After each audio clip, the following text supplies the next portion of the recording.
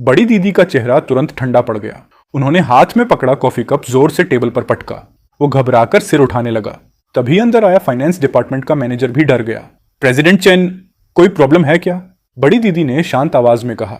अचानक याद आया कि काफी समय से अकाउंट्स चेक नहीं किए। तैयारी करो, पिछले कुछ सालों के सारे फाइनेंशियल रिकॉर्ड्स मुझे भेजो। फाइनेंस मैनेजर को कुछ समझ नहीं आया, लेकिन उसने और कुछ पूछने की हिम्मत नहीं की। वो तुरंत तैयारी करने चला गया। लड़का आंखें झपकाने लगा। बड़ी दीदी अचानक अकाउंट्स चेक करने क्यों लगी? क्या अभी इस अंकल मैनेजर ने कुछ बोला था जिससे उनका अटेंशन गया? पूरे साल के अकाउंट्स बहुत ज्यादा थे। सारा कैश फ्लो कलेक्ट और ऑर्गेनाइज करने में कम से कम अगले दिन तक का समय लगना ही था। उस बीच बड़ी दीदी उठी और उसे हाथ से बुलाया। चलो, मैं तुम्हें कंपनी घुमाती हूँ और रास्ते में उन 3 सेक्रेटरीज को भी देख लेते हैं, पता तो चले कौन मुझे फंसाने की सोच रहा है। लेकिन दोनों जैसे ही एलिवेटर के पास पहुंचे, सामने से एक आदमी आता दिखा। उसने परफेक्टली फिटिंग नीला सूट पहना हुआ था। चेहरे पर आधा चालाक और आधा मासूम एक्सप्रेशन था। पूरा वाइब ऐसा जैसे कोई नया कॉलेज ग्रेजुएट सोसाइटी में कदम रख रहा हो। अभी पूरी तरह मैच्योर नहीं हुआ, लेकिन बड़ा बनने की एक्टिंग कर रहा हो। वो डॉक्यूमेंट्स देने आया था। जैसे ही उसने बड़ी दीदी को देखा, वो तुरंत सीधा होकर खड़ा हो गया। Hello president chain. बड़ी दीदी ने हल्का सा सिर हिलाया। डॉक्यूमेंट्स मेरी डेस्क पर रख दो। ये कौन है? कुछ जाना पहचाना सा लग रहा है। जैसे ही बड़ी दीदी ने उसकी फैमिलियर इनर वॉइस सुनी, वो मुड़कर देखने लगी। उन्होंने देखा कि वो बिना पलक झपकाए जोली को घूर रहा था। उनकी भौहें अनजाने में सिकुड़ गईं।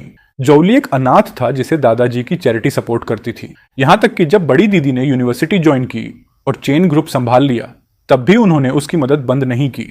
कुछ साल पहले तो उसे विदेश पढ़ने भी भेजा था। फिर पिछले साल ग्रेजुएशन के बाद उसे वापस बुलाकर अपने ट्रस्टेड एड की तरह ट्रेन किया। क्या वही मुझे धोखा देगा?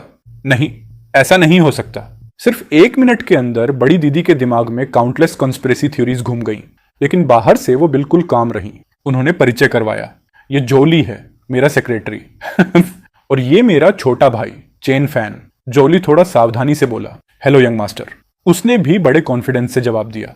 जोली मन ही मन सोचने लगा, वाकई रिच फैमिली का यंग मास्टर है। लेकिन उसे क्या पता था कि उसका नाम सुनते ही लड़के के दिमाग में 10,000 घोड़े दौड़ पड़े थे। जोली, वही फ्यूचर वाला ऑफिस एलीट जो बड़ी दीदी के जेल से निकलने के बाद भी पूरी लॉयल्टी से उनके साथ रहा, जो उनके लिए जान देने तक को तैयार था, जो रिवेंज लेने के लिए उनका सबसे भरोसेमंद आदमी बन गया था। लेकिन अभी ये इतना बिखरा हुआ क्यों दिख रहा है? ये ट्रांसफॉर्मेशन क्या है? क्या ये कोरिया जाकर प्लास्टिक सर्जरी करवाकर आया था? बड़ी दीदी ये सुनकर कुछ पल के लिए स्टंट रह गईं। उन्होंने कभी जेल नहीं काटी थी, लेकिन अगर भाई की बात सच निकली तो वो कल्पना कर सकती थी कि जेल से निकलने के बाद उनकी हालत कितनी मिसेरेबल रही होगी। और ऐसी हालत में भी जोली उनका साथ नहीं छोड़ता। लेकिन अफसोस, जोली का अंत अच्छा नहीं था। बड़ी दीदी को जेल में पुरानी बीमारी फिर से हो गई थी। रिवेंज बीच रास्ते में ही रुक गया। जोली तो पहले से ही अकेला इंसान था। इतने तूफानों के बाद आखिर में उसने एक्सेलरेटर पूरा दबा दिया और सीधे मेन कल्प्रिट को साथ लेकर मर गया। Mutual destruction. बड़ी दीदी ने जोली के चेहरे पर बची हुई वो हल्की सी यूथफुल इनोसेंस देखी। उनकी आंखें अनजाने में नरम पड़ गईं। चेन परिवार कभी किसी लॉयल इंसान के साथ बुरा नहीं करेगा। देखो, इससे पूरा जूलिंग वाला स्क्रिप्ट पकड़ा हुआ है। बदला पूरा होने से पहले ही रास्ते में गिर गया। मरते दम तक लॉयल्टी निभाई। थैंक यू भाई। बड़ी दीदी के सिर में दर्द होने लगा। क्या ये छोटा भाई इमोशनल सीन्स के लिए ओवर सेंसिटिव है? लेकिन एक बात अब तय थी, अगर उसकी बातों के प्रूफ मिल गए तो जोली अब कंपनी का टॉप कल्टीवेशन टारगेट बनने वाला था। बड़ी दीदी ने जोली से कहा, मैं अपने भाई को कंपनी दिखाने ले जा रही हूं, तुम भी साथ चलो। जी। जोली थोड़ा शॉक्ड और फ्लैटर्ड हो गया। आमतौर पर यह काम सेक्रेटरी डिपार्टमेंट संभालता था। चेन ग्रुप का बिजनेस बहुत बड़ा था। बड़ी दीदी जानबूझकर उसे लीगल डिपार्टमेंट में ले गई ताकि वो असली एलिट्स देख सके। फिर फैशन डिपार्टमेंट में ले गई ताकि उसे पता चले कि असली स्टाइलिश लोग कैसे होते हैं। हर डिपार्टमेंट हेड अपने सबसे टैलेंटेड एम्प्लॉइज लेकर सामने आ रहा था। पूरा चक्कर लगाने के बाद उसे लगने लगा कि वो कंपनी विजिट नहीं बल्कि कॉन्क्यूबाइन सिलेक्शन सेरेमोनी में घूम रहा है। शाम तक आखिर टूर खत्म हुआ। जैसे ही ऑफिस का दरवाजा खुला, एक हार्मलेस दिखने वाली महिला मुड़ी। बड़ी दीदी को देखते ही उसने जेंटल स्माइल दी। फिर सोफा से डॉक्यूमेंट्स का एक फाइल उठाया। प्रेसिडेंट चेन, आप आ गई। किमशुइबे प्रोजेक्ट की बिडिंग फाइल मैंने तैयार कर दी है। बस आपकी आखिरी सिग्नेचर चाहिए, फिर आगे फंडिंग शुरू हो जाएगी। बड़ी दीदी ने फाइल हाथ में ली और साइन करने ही वाली थी कि अचानक, मत करो बड़ी दीदी, उस बिडिंग फाइल में जहर है। बड़ी दीदी ने ऐसे दिखाया जैसे उन्होंने कुछ सुना ही नहीं। लेकिन तभी लड़का मन ही मन जोर से चीख पड़ा। वो जल्दी से हाथ बढ़ाकर बड़ी दीदी को रोकने वाला था, लेकिन बड़ी दीदी उससे भी तेज निकली। धड़ाम। उन्होंने पूरी फाइल सीधे खिड़की के बाहर फेंक दी। फिर लाइटनिंग स्पीड से जाकर हाथ धोने लगी। उनकी एक्शंस देखकर सब लोग शॉक में जम गए। लड़के ने भी चुपचाप अपना उठा हुआ हाथ वापस नीचे कर लिया।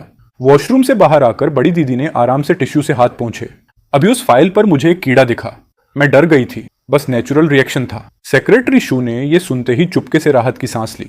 वो मुस्कुराकर बोली, ओह तो ऐसा था, मैं दूसरी कॉपी प्रिंट करवा देती हूँ, और जो फाइल फेंकी गई है उसे भी वापस मंगवा लेते हैं। फिर उसने जेंटल टोन में याद दिलाया, प्रेसिडेंट चेन, इस प्रोजेक्ट को जल्दी साइन करना बेहतर होगा। किम शुइबे प्रोजेक्ट को लेकर अभी भी बहुत लोग कंपीट कर रहे हैं। चुप कर। दो चेहरे वाली औरत, ऊपर से इंसान, अंदर से जानवर, बड़ी दीदी की फीलिंग्स इस्तेमाल करके दूसरी कंपनी के लिए स्पाई बनी हुई है। इस किम शुइबे प्रोजेक्ट में बाद में बहुत बड़ी प्रॉब्लम आने वाली है। वो जमीन भी इशू में फंस जाएगी। फिर रूमर्स हर तरफ फैलेंगे, और तब ये बड़ी आराम से फेक अकाउंट्स वाली फाइल्स बाहर निकाल देगी। फिर सारी ब्लेम बड़ी दीदी पर डाल देगी। बड़ी दीदी ने इसे दिल में जगह दी, और ये उन्हें नाली में धक्का देने की तैयारी कर रही है। सच में मरने लायक औरत है। उसकी यादों में सब कुछ अब भी साफ था। किम थुइलोन वाला इंसिडेंट ही चेन परिवार की बर्बादी की शुरुआत था। बड़ी दीदी ने सेक्रेटरी चू की तरफ डिसबिलीफ भरी नजरों से देखा। उन्होंने बहुत लोगों पर शक किया था, लेकिन कभी सपने में भी सेक्रेटरी शू पर शक नहीं किया, क्योंकि दोनों हाई स्कूल से बेस्ट फ्रेंड्स थीं। सेक्रेटरी शू का घर गरीब था, इसलिए शुरुआती सालों में बड़ी दीदी हमेशा उसकी मदद करती रही। ग्रेजुएशन के बाद तो उन्होंने उसे सीधे चेन ग्रुप में नौकरी भी दिलवाई, लेकिन अब उसके चेहरे को देखते ही बड़ी दीदी के अंदर बिट्रेल की आग भड़क उठी। आखिर क्यों? तभी इनर वॉइस फिर गूंज उठी, और इस बार बड़ी दीदी से भी ज्यादा गुस्से में थी। बेचारी बड़ी दीदी अभी तक अंधेरे में फंसी हुई है। ये सेक्रेटरी शू शुरू से ही जानबूझकर बड़ी दीदी के करीब आई थी। असल में ये शू ग्रुप के चेयरमैन की नाजायज बेटी है। उस आदमी ने उस समय अफेयर किया था जब उसकी असली पत्नी प्रेग्नेंट थी, और इसी औरत को वो अपना ट्रू लव बोलता था। सेक्रेटरी शू खुद जानती थी कि इलिजिमेट चाइल्ड होने की वजह से वो कभी ओपनली ऊपर नहीं आ सकती, इसलिए फ्यूचर में पावर हथियाने के लिए उसने जानबूझकर बड़ी दीदी के पास आना शुरू किया। ओ हाँ, याद आया, ये सेक्रेटरी चू वही लड़की है जिसके पीछे काइबा चान पागलों की तरह घूम रहा था। पता नहीं दोनों का पैचअप हुआ या नहीं। काइबा चान का नाम सुनते ही बड़ी दीदी की आंखें ठंडी पड़ गईं। तो उस आदमी का भी इसमें हाथ है। उधर लड़के के थॉट्स चलते रहे, शायद दोनों का फिर से मेल हो गया होगा। काइबा चान सेक्रेटरी चू के लिए काफी बड़ा हेल्पर था। भले दूसरी दीदी ने उसे छोड़ दिया हो, लेकिन उसके हाथ में अभी भी सेक्रेटरी चू की कमजोरी थी। पहले काइबा चान दूसरी दीदी के साथ कंपनी आया करता था, और सेक्रेटरी चू की डॉक्यूमेंट्स में मदद भी करता था। दोनों बेसिकली एक ही रस्सी से बंधे टिड्डे हैं। या तो दोनों बचेंगे या दोनों मरेंगे। बड़ी दीदी मन ही मन ठंडी हंसी हंसी। थोड़ी देर में झो ली को इन्वेस्टिगेशन करने भेजती हूँ। सेक्रेटरी चू को जरा भी अंदाजा नहीं था कि इतने कम समय में उसकी पूरी असलियत नंगी हो चुकी है। वो नई प्रिंट हुई बिडिंग फाइल लेकर वापस आई। उसके चेहरे की स्माइल किसी मास्क की तरह चिपकी हुई थी। प्रेसिडेंट चेन, अब आप साइन कर सकती हैं। बड़ी दीदी ने फाइल की तरफ देखा। जल्दी नहीं है। वो आराम से अपनी सीट पर बैठ गई। सेक्रेटरी शू तुरंत बेचैन हो गई। लेकिन प्रेसिडेंट चेन, इस प्रोजेक्ट के पीछे बहुत लोग पड़े हैं, और इसका फ्यूचर भी बहुत ब्राइट है। अगर सिर्फ कुछ मिनट की देरी में कोई दूसरा इसे ले गया तो? सेक्रेटरी शू अंदर से पैनिक होने लगी। ये वही योजना थी जिसे वो कई सालों से तैयार कर रही थी। सब कुछ सेट था, बस शुरुआत बाकी थी। लेकिन पहला कदम ही बिगड़ गया। उसे समझ ही नहीं आया। मैं तो बस थोड़ी देर के लिए फाइल प्रिंट करने गई थी। अभी कुछ देर पहले तक बड़ी दीदी खुशी खुशी साइन करने वाली थी। अचानक माइंड कैसे बदल गया।